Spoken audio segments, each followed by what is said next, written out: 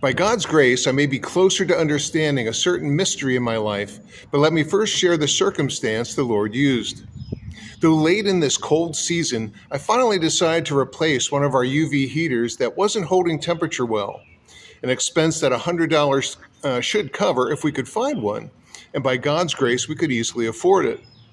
My wife and I already had plans for the next day, so working in the search for a UV heater was challenging, and I sought the Lord deeply for wisdom in proceeding. He showed me not to stress over finding a new heater and not to go out of the way from our route, with two possible stores that might have it. One we'd planned for anyway, and the other was along the way. That peace of God from Philippians took over, and after arriving at the first store, we found $100 with no trace of the person who lost it. I began to think, could this be for us?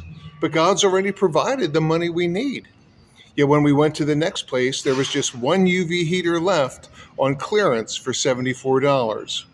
This is an example of my nagging mystery, which is, why did God specifically provide money for the needed item when we already had enough and hadn't prayed for more?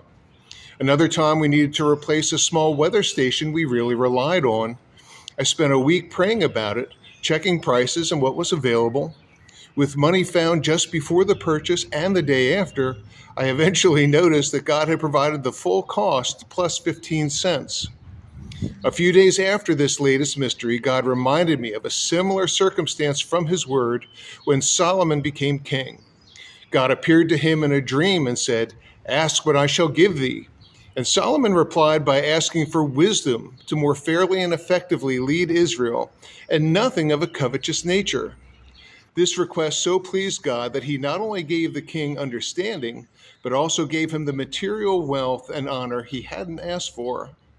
And this is how it may connect to my mystery, that in seeking God for wisdom to make good purchases, he is honored and has at least sometimes gone beyond our request by providing the extra money we'll need, the amount being indicative of a specific prayer for the specific need by which we know it's God's hand. We've also had needed items simply provided without cash. Psalm 37:5 says, "Commit thy way unto the Lord, trust also in him, and he shall bring it to pass." And again in Proverbs 3:5 and 6 we read, "Trust in the Lord with all thine heart, and lean not unto thine own understanding. In all thy ways acknowledge him, and he shall direct thy paths." We have learned the joy of seeing God's hand at work when we commit our ways to him, not trusting our own efforts for results. We've even grown somewhat jealous for the Lord's guidance in everything we do, because it really strengthens our faith. Not every search for wisdom involves money, and God's response to our petitions may be as unique as he is vast. Every good gift and every perfect gift is from above, and cometh down from the Father of lights. And wisdom is one such good gift. Let's seek God earnestly for the supply he has. May God bless you today.